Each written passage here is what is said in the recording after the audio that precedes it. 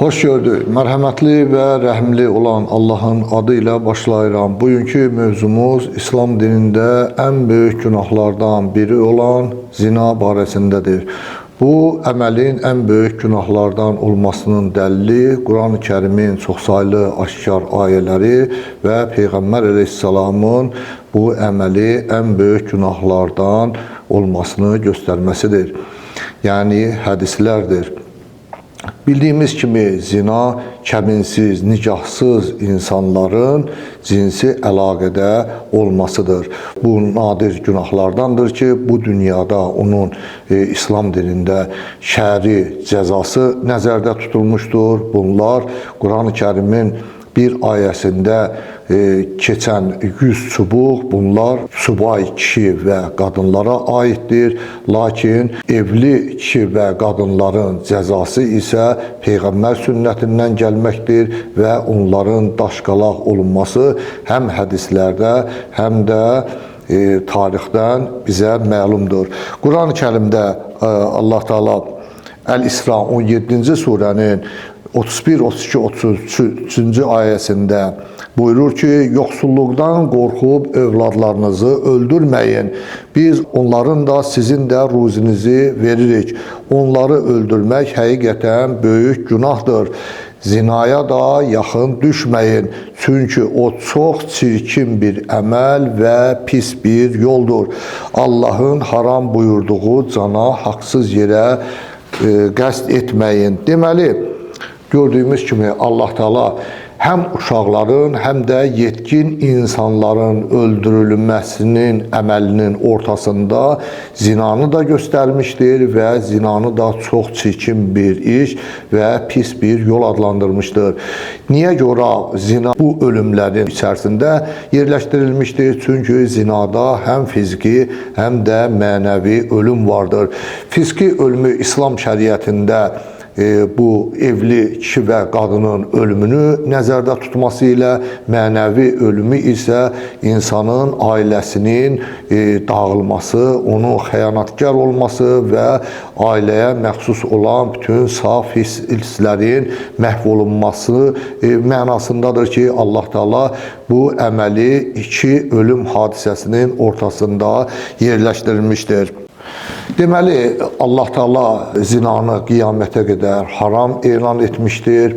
Bu, əfsus ki, dövrümüzdə dünyəvi qanunlarla əks mütənasiblik təşkil edən bir əməldir. Çünki dünyəvi qanunlarda zina etmək haram deyil, lakin gördüyümüz kimi İslam dinində bunun cəzası evlilik və qadın üçün hətta bu dünyada belə ən ağır cəzalardan biri ölüm cəzası nəzərdə tutulmuşdur ki, bəzi insanlar bunu anlaya bilmirlər. Onlar bildirirlər ki, nə var Qurandadır? Xeyr, hər şey Quranda yoxdur. Ümumiyyətlə, bizim qıldığımız namazdan tutmuş İslam fikrinin yüz minlərlə hökmləri Peyğəmbər əleyhissalamın hədislərindən və sünnəsindən gəlir. Namaz qılmağın heç rəkətlərinin ümumiyyətlə, yəni namaz qılmağın demək olar ki, 90% əməllərin heç biri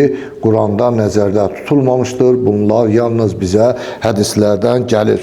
Həzrət Peyğəmbər arvadı ola-ola zina edəni daşqalaq edib, sonra onun namazına durardı, mirasını yaxınlarına verərdi, qatili öldürüb, irsini varisləri arasında bölər, oğlunun əlini kəsər, arvadı olmayan zinakara qamçı vurardı. Nəhcül Bəlağə 127-ci xütbə. Yəni, Həzrət Əleyhissalam da bildirir ki, Həzrət Peyğəmbər evli kişi və qadını daşqalaq elətdirərdi. Subay kişi və qadına isə 100 çubuq vurdurardı ki, bu da Quran ayəsində, yəni subay kişi və qadına tətbiq olunan şəriət cəzası bir ayədə Ən-Nur 24-cü surənin 2-ci ayəsində yer almışdır və Allah Teala bildirir ki, zinakar kişiyə və zinakar qadına 100 çubuq vurun.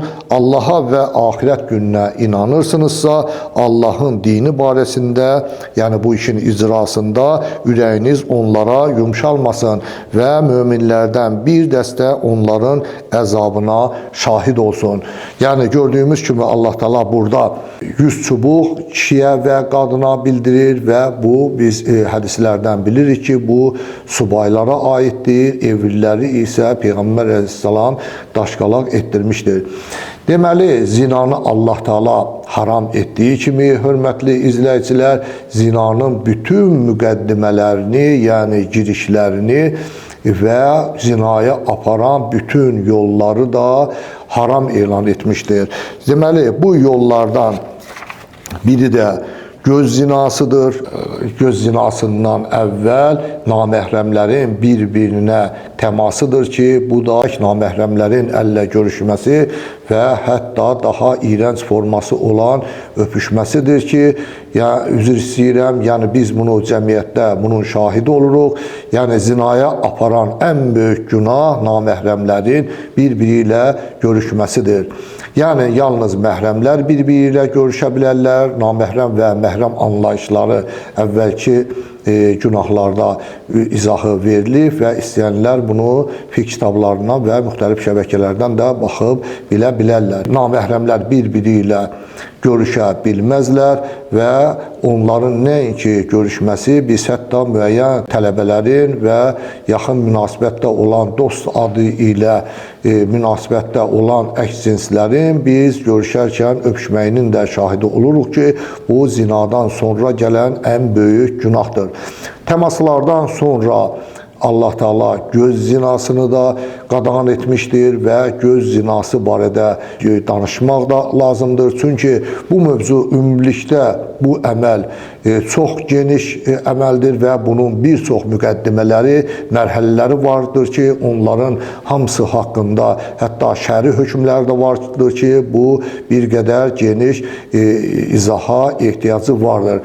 Göz zinası dedikdə, yəni insanın öz kəbinli arvadından başqa digər qadınlara şəhvət gözü ilə baxması, hətta məhrəmlərinə belə bəzən bu türk dilində sapıqlıq adlanır. Yəni insanın öz məhrəminə belə və digər naməhrəmlərə belə şəhvət gözü ilə baxması nəzərdə tutulur. Əfsus ki, hörmətli dinləyicilər, biz xalqımıza məxsus olan çox qüsurlu bir adətdən də danışmaq istəyirəm ki, halbuki bu Avropada və digər xalqlarda bu demək olar ki, yoxdur. Bu isə türk xalqlarında olan, bizim xalqımızda türk xalqıdır və bizim xalqımızda da olan, əsasən kişilərdə olan göz zinası haqqındadır ki, yəni kişilərimizdə bu əxlaqsız əməl olduqca geniş yayılmışdır. Bunun müxtəlif formaları var və biz görürük ki, bu Peyğəmbər əleyhissalamın da vaxtında olmuşdur, ərəblərdə də bu var və Peyğəmbər əleyhissalam bildirir ki, Allah 3 dəstənin əzabını 2 qat artıq edəcəkdir cəhənnəmdə və bunlar zinakar qoca, təkəbbürlü kasıb və zalim padşahdır. Bunların 3 qrup bu dəstənin heç birinin bu etdiyi əməllərdə həddini aşmağıdır və onlara bir səbəb olmamışdır. Yəni, zinakar qoca bildiyimiz kimi cavan deyildir. Cavanların müəyyən qədər bu işə təhrik edən aşırı şəhvət hissidir. Onların vaxtında evlənməmələri, lakin qocalmış, axıl bir adamı, xalqımızda da insan qocalanda ona ağsaqqal gözü ilə baxmaq adəti var. Həqiqətən bu insanın yaradılışından, fitrətindən irəli gələn bir hissdir. Lakin bu vaxt qoca kişilərin belə zinakar olması və burada təkəbbürlü, kasıb keçir. Çünki bildiyimiz kimi insanın təkəbbürlüyünə müxtəlif səbəblər yer alır və insanın var dövləti olması, vəzifəsi, müəyyən məqamı, fiziki görünüşü həm kişidə, həm qadında ola bilər təkəbbürə səbəb kimi göstərilir. Lakin kasıbın bir şeyi yoxdur ki, o təkəbbürlü özünü lovğa aparsın və bir də zalim padşahın da bildiyimiz kimi hökumət başçısının da, yəni zülm etməyə heç bir səbəbi yoxdur. O hakimiyyət başındadır və onun da zülm etməsini bu şəkildə Allah Teala dəyərləndirir. Deməli, Peyğəmbər əleyhissalamın bir hədisində də bildirir ki, Peyğəmbər əleyhissalam və bu zina günahında əsas günahkar qadınlar olsa da, cəhənnəm, Peyğəmbər əleyhissalam buyurur ki, cəhənnəm sakinlərinin çoxu qadınlar olacaqdır, lakin kişilərin də həqiqətən məsuliyyəti çox böyükdür. Yəni, bu məsuliyyət dövrümüzdə göz zinası adı altında eybəcər formada həyata keçirilmişdir və həmin zinakar kişilərə aiddir ki, biz əfsus ki, hörmətli izləyicilər, göz zinasının ən iyrənc, kəskin forması bu kişilərin ərli qadına da baxması, yəni ərinin yanında yol gedən qadına şəhvət dolu baxmaq artıq iyrənc bir əməldir. Həqiqətən bunun bir adını qoymaq mümkün deyil. Yəni kişilərin bu hərəkətini və hətta bu kişilərin bir qismi də axıl kişilərdir və axtarsan həmin kişi bir müddətdən sonra gedib namaz qılacaq, Allah qarşısında duracaq. Yəni Peyğəmbər əleyhissalamın dediyi hədislərə görə ondan kişiyə heç bir şey qalmayacaq. Yəni Allah onun bütün yaxşı əməllərini batil edəcəkdir və həmin kişi anlamalıdır ki, başqasının naməhrəmə bu qədər şəhvətlə baxılması və yaxud maşınla nəqliyyat hərəkətdə olan və yaxud da hərəkətdə olmayan nəqliyyat vasitəsinin içərisinə baxılması, hörmətli dinləyicilər, hər birimiz bəlkə də bunun biz şahidi olmuşuq və maşınla gedərkən maşının içərisinə hətta boylanmaq dərəcədə maraq göstərən kişinin həqiqətən öz ailəsinə bu şəkildə digər kişilərin baxması necə təsir edərdi? Bu da ayrıca söhbətin mövzusudur və bunu əsasən biz Bakı kəndlərində, rayonlarımızda, kənd və qəsəbələrimizdə biz bunun şahidi oluruq. Bir topa kişinin yanından bir qadın keçəndə qadını gözləri ilə qarşılayıb yola salmaq, bu əxlaqsızlıqdır, toplumun kişilərinin əxlaqsızlığıdır. Əfsus ki, bu başqa millətlərdə yoxdur. Yəni Avropada, Rusiyanın özündə olan kişilərimiz bilirlər ki, Rus kişiləri bu şəkildə qadına baxmırlar, Avropada da baxmırlar. Lakin əfsus ki, biz görürük ki, Türk kişilərinin bu barədə əxlaqsız, iyrənc bir əməlləri vardır ki, biz bundan nə qədər yaxa qurtarsaq, o qədər bizim üçün yaxşı olar. Bu kişilərə həqiqətən yenə də bir münasibət bildirmək istəyirik ki, bu da göz zinasında, ümumiyyətlə zina etməkdə, cəmiyyətdə bizdə çox böyük bir, həm bizdə, həm də türk toplumunda böyük bir ədalətsizlik vardır. Bu da zina edən kişiyə baz adı qoyulmaq, qadına isə fahişə adı qoymaqla bağlıdır. Fahişə sözü ifşa, afişa sözündəndir və cəmiyyətdə hər cür pisliyi yaymağa deyilir. Bu əməl həmin əxlaqsızlığı yaymaq barəsindədir. Lakin dilimizdə bu yalnız qadınlara aid edilmiş bir termindir ki, bu da həqiqətən cəmiyyətin nə qədər ədalətsiz olmağı və dindən nə qədər uzaq, cahil bir insan olmağımızın göstəricisidir ki, eyni əməli törədən kişiyə baz deyilir. Yəni bu kişi cəmiyyətdə özünü təsdiq kimi mütləq zina etməlidir ki, onu baz adlandırsınlar, lakin həmin əməli edən qadına isə fahişə deyilir. Bu həqiqətən də çox böyük ədalətsizlikdir. Yəni İslam dini baxımından mütəmadi zina edən həm kişi, həm də qadın fahişədir. İndi isə qadınlardan danışmaq lazımdır. Zinaya səbəb olan əsasən Peyğəmbər əleyhissalamın da hədisini gətirdim və bildirdim ki, Peyğəmbər əleyhissalam buyurur ki, cəhənnəm əhlinin çoxu qadınlar olacaqdır və zinaya əsas səbəbkar kimi Peyğəmbər əleyhissalam qadını göstərir. Lakin bunu bəziləri anlamırlar. Qadınlar bildirirlər ki, necə olur ki, heç kişilərin günahı yoxdur, əsas günah qadınlarda olur. Hörmətli dinləyicilər, bildirmək istəyirəm ki, müqəddəs İslam şəriətində qadınla həm subay, həm evli qadın və kişiyə verilən cəza eynidir. burada İslam şəriətində həmin əmələ hüquqi qiymət verilir, həmin zina faktına hüquqi qiymət verilir və burada kimin səbəbkar olması, kimin gözü ilə bir-birini yoldan çıxarılması məsələsi araşdırılmır. Səbəblər yalnız mütləq ədalətin təcəlli edəcəyi axirətə və məhşərə saxlanılmışdır ki, bu da insanın əməl dəftərində qeyd olunur və bu əməllərə orada qiymət verilir. İslam şəriətində isə, hüququnda isə bu əməllərə qiymət verilmir. Gördüyümüz kimi, lakin Peyğəmbər əleyhissalam həqiqətən də zinaya səbəbkar olan zümrənin qadınlar olduğunu göstərmişdir. Bu da həqiqətən də hər bir ədalətli insan təsdiq edə bilər ki, kişilərin zinaya düşməsi 90% qadınlarla bağlıdır. Bu, yalnız qadınlarla bağlı olmayan hissə qadınlara zor tətbiq olunması və təcavüzlə nəticələnməsidir ki, burada da yenə də qadınların özünün də günahı vardır və bu əməl nadir hallarda olur. Dövlət qanunları ilə də bu əməl ən ağır cinayətlərdən biridir. Lakin hər iki tərəfin razılığı ilə yalnız yetkinlik yaşına çatmış, bunu da mütləq qeyd etmək lazımdır. Yalnız yetkinlik yaşında, bu da 18 yaş hesab olunur dövlət qanunları ilə, 18 yaşından sonra əşcinslərin cinsi əlaqəsi qanunla qadağan deyil. Lakin İslam dinində kəbin olmadan kəbinsiz cinsi əlaqə zina hökmündədir və ən ağır günahlardan biridir. Gördüyümüz kimi qadınların bütün cəmiyyətdə, dünyada yarıçılpaq geyinmələri bu şəhvətə, hətta sərhədsiz şəhvətə təhrik olunması və cəmiyyətdə əxlaqsızlığın yayılmasıdır ki, biz bunu xüsusilə 20-ci əsrin ikinci yarısında şahidi olmuşuq.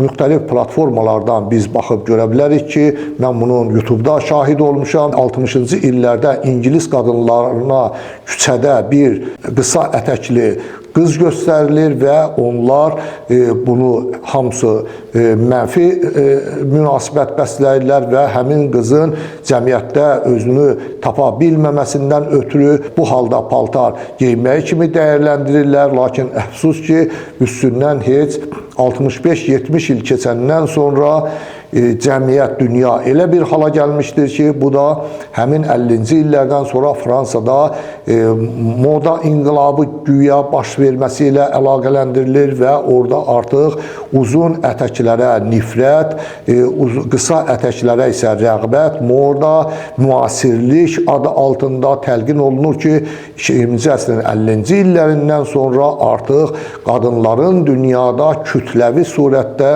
ana bacılarımızdan üzr istəyirik, soyundurulmaq siyasəti həyata keçirilir ki, biz də günümüzdə bunun geniş vüsət aldığının şahidi oluruq və hörmətli izləyicilər, əsasən biz Azərbaycanda yaşayırıq, Türk filmlərindən bizə keçən son dövrdə geniş vüsət almasa da, artıq biz şəhərin mərkəzində qızların, üzr istəyirəm, göbək hissəsinin açıldığının şahidi oluruq.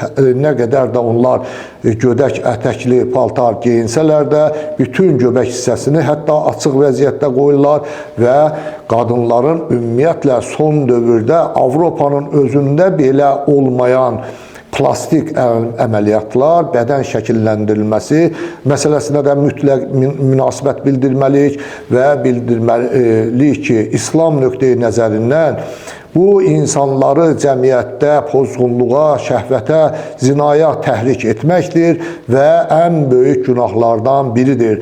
Bildiğimiz kimi qadınların bir çoxu dodaqlarına gel vurdururlar, üzlərinə müxtəlif, eyni demək olar ki, qadınlar bu müxtəlif platformalarda son dövrdə tənqid olunur. Həqiqətən də gözəl Azərbaycan qadınlarının bir hissəsi bir-birinə oxşamaqda sanki yarışa çıxmışlar. Yəni, qüsursuz baxırıq ki, ev qadınları belə dodaqlarına artıq gel vurdurmağa başlamışlar. Bu heç bir əxlaqlı qadın, hörmətli dinləyicilər, mən bunu bütün məsuliyyəti ilə bildirirəm ki, dodağına gel vurdura bilməz. Çünki bunun anlamını yalnız kişilər bilirlər cəmiyyətdə. Bu niyə görə insan dodağına gel vurdurmalıdır və qadın müxtəlif əzalarının şişirdilməsi, üzr istəyirəm analarımızdan, bacılarımızdan olmalarının da şişirdilməsinə nail olurlar ki, bu da cəmiyyətdə kişiləri təhrik olunmasıdır ki, biz ümumiyyətlə son dövrlər 20-30 ildir cəmiyyətdə, bütün dünyada kişilərin üstünə gəlinməyinin, qadınların ümumiyyətlə cəmiyyətdə hüquqlarının şişirdilməsi, gender bərabərliyinin təbliğ olunmasının şahidi oluruq ki, və bunların içində əsasən də qadınların tacizinə, türklər dediyi kimi, yəni təcavüzünə uğraması ilə bağlıdır ki, bu Türkiyədə biz yaxın ölkə kimi Türkiyəni misal göstərə bilərik ki, orada bir qadına mütəmadi baxmaq göz təcavüzü hesab olunur və bəzən də çox hallarda isə əsasən həmin kişinin cəmiyyətdə linç olunması ilə bu nəticələnir. Lakin baxaq görək ki, həqiqətən də burada qadının rolu nə qədərdir? Çünki onu göz zinasına təhrik edən qadındır. Burada qadına heç bir şey deyilməməsi cəmiyyətin demək olar ki, degradasiyasıdır. Yəni, mənəviyyatın, ümumiyyətlə, qadın əxlaqının, ismətinin iflasa uğraması deməkdir. Bu, ümumiyyətlə, insanlara müxtəlif şəbəkələrdə biz şahidi oluruq ki, qadınlara ümumiyyətlə münasibətdə kişilərin daha tərbiyəli olması, özlərinin şəhvət hisslərinə və gözlərinə hakim olması təbliğ olunur. Sanki qadınlar yarıçılpaq, lüt gəzməlidirlər, lakin kişilər bunlara baxmamalıdırlar. Bu, cəmiyyətdə ən böyük ədalətsizliklərdən biridir, hörmətli dinləyicilər. Yəni, həm kişi, həm də qadın fitri hisslərə sahibdir. Bu kişilər də cəmiyyətdə mən nə geyinirəm geyinim, sən mənə baxma adında İslam dinində belə bir şey yoxdur və mütləq surətdə yəni bildirir ki, zina hər iki tərəfin razılığı ilə baş verən haram bir əməldir və bu əməlin törədiciləri cəmiyyətdə əxlaqsızlığı təbliğ edənlər əsasən qadınlardır və qadın bildiyimiz kimi hissləri kişi hisslərindən dəfələrlə güclüdür və qadın bir baxışı ilə kişini zinaya təhrik edə bilər və bu cür qadın bədən şəkillənmələri haramdır. Hətta bir çoxları bəzən deyirlər ki, biz güya ərləri üçün edirlər, güya onlara baxan təkcə ərləridir. Əfsus ki, cəmiyyətdə naməhrəm kişilər də var və bu şəkildə qadınların son dövr bu iyrənc plastik əməliyyatları həyata keçirilməsi bir statistik məlumat da bildirirəm ki, dünyada ən çox plastik əməliyyat elətdirən toplumlarından da biri İran xalqıdır və həqiqətən də bizdə gəlib, bizdə də bu yerə çatmışdır ki, Avropada qətiyyən heç bunun onda biri də Avropada küçədə biz reportajların şahidi oluruq və orada bu qədər plastik əməliyyatların həyata keçirildiyin biz şahidi olmuruq ki, Azərbaycanda bu işlər geniş fürsət almışdır.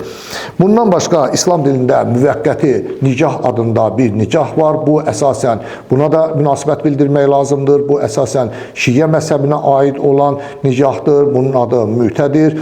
Bu, Ən-Nur surəsindəki ayə əsaslanır ki, biz onu çox izah etməyə vaxtımız yoxdur. Çünki bu olduqca geniş mövzudur və hətta bir çıxışa belə sığan mövzu deyil. Sadəcə ona demək istəyirik ki, həm tarix, həm də hədis kitablarından müvəqqəti nikahın bu zərurət halında bu səfərdə həyata keçirilən bir haldır ki, onun özünün şərtləri də vardır ki, məşhur əhl-i-sünnə tarixi və təfsirçisi Əbu Məhəmməd Cəlil Təbəri Tarixi Təbəri kitabında onun 5 şərtinin olduğunu göstərir və tarix kitablarında da bu keçərlidir ki, Peyğəmbər Əleyhisselamın dövründə müvəqqəti nikah həyata keçirilmişdir. Bu, kişilərin haramdan qaçması, zinadan qaçması və doğulan uşaqların halal doğulması üçün həyata keçirilmişdir və Peyğəmbər Əleyhisselamdan sonra 2 il 6 ay xəlifə olan birinci xəlifə Əbu Bəkirin dövründə də və ikinci xəlifə Ömər ibn Xəttabın xəlifəliyi dövrünün əvvəllərində də həyata keçirilmişdir. Lakin Allahın bu nikah hüququnun ləğv olunması Ömər ibn Xəttaba aiddir ki, bunu deməli Şiə təfsir kitablarında və hətta Əhl-i Sünnə təfsir və tarix kitablarında da bu öz təsdiqini tapır. Lakin Əhl-i Sünnə məzhəbində bu qəbul olunmur, bu haram bildirilir və bildirilir ki, bəli, Peyğəmbərin vaxtında bu var idi, Allahın qanunu idi, lakin Peyğəmbər əleyhissalam bunu qadağan etdi. Deyirlər ki, hətta Peyğəmbərin belə ilahi qanunları ləğv etmə hüququ yoxdur. Bildirdik ki, bu müvəqqəti nikah Şiə məzhəbində keçərlidir və zərurət hallarında kişinin xəstəlik vaxtında və yaxud da müəyyən xəstəliklər vaxtında bildiyimiz kimi İslam hüququnda kişiyə 4 qadınla nikah bağlamaq hüququ verilmişdir və səfər halında bu həyata keçirilən və özünün də şərtləri olan və daimi evlilik kimi həyata keçirilən bir qanundur və özünün də şərtləri var ki, istəyənlər bunu fiqh kitablarında baxa bilərlər. Bundan başqa yenə də bir məsələyə mütləq toxunmaq lazımdır. Bu, nişanlı qızların cəmiyyətdə tələm-tələsik qızlar nişanlanan kimi onların dindar ailələr tərəfindən nikahlarının bağlanması məsələsidir ki, bu da yanlış və pis bir yoldur, hörmətli dinləyicilər. Bunu da bildirmək lazımdır ki, dövrümüzdə, əvvəlki dövrlərdə bəli, bu həyata keçirilib, lakin dövrümüzdə bildiyimiz kimi qızların aldadılması, ümumiyyətlə elçilikdə qızların aldadılması geniş vüsət almışdır. Oğlan anası, oğlunun hətta narkoman, şərabxor, hətta əxlaqsız, pozğun olduğunu bilə-bilə qız evini aldatmaqdadır və elçiliyə gedənlər də qız evini aldadır.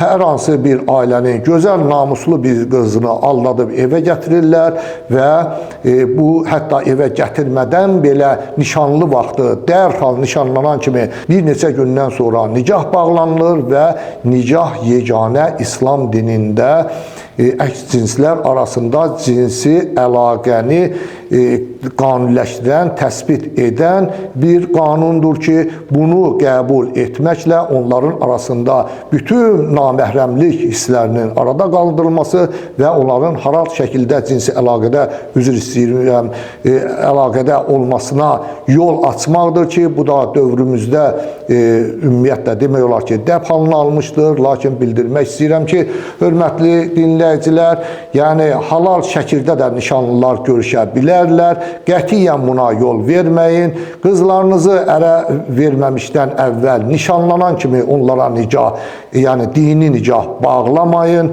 Bu yalnız rəsmi nikah bağlamaqla keçərli olacaqdır və dini nikah bağlayıb hətta üzr istəyirəm, qızların təcavüzə, nişanlıları tərəfindən hətta təcavüzə məruz qalmasının, onların bakirəliyinin pozulmasının da biz müxtəlif şəbəkələrdən şahidi oluruq və burada günahkarlar birbaşa valideynlərdir. Deməli, söhbətimizin sonunda yenə cəmiyyətdə iki məsələ barədə də münasibət bildirmək lazımdır. Bu, süni mayalanma və surroqat ana anlayışlarıdır. Deməli, süni mayalanma kişi hüceyrələrinin qadın yumurtalığında mayalanması deməkdir ki, burada da İslam dininin qanunu mütləq surətdə əks cinslər arasında nikah olmalıdır. Yəni, onlar ər-arvad olmalıdır. Deməli, ər-arvad olan insanların kişilərin hüceyrəsindən alınmaqla qadın yumurtalığının hüceyrələrinin mayalandırılması halaldır. Lakin naməhrəmlərdə bu baş verərsə, bu zina hökmündədir və haramdır. İkinci məsələ isə surroqat ana məsələsidir. Öz uşaqlığında embrion daşıyan və uşaq dünyaya gətirməyə qadir olan qadına surroqat ana deyilir.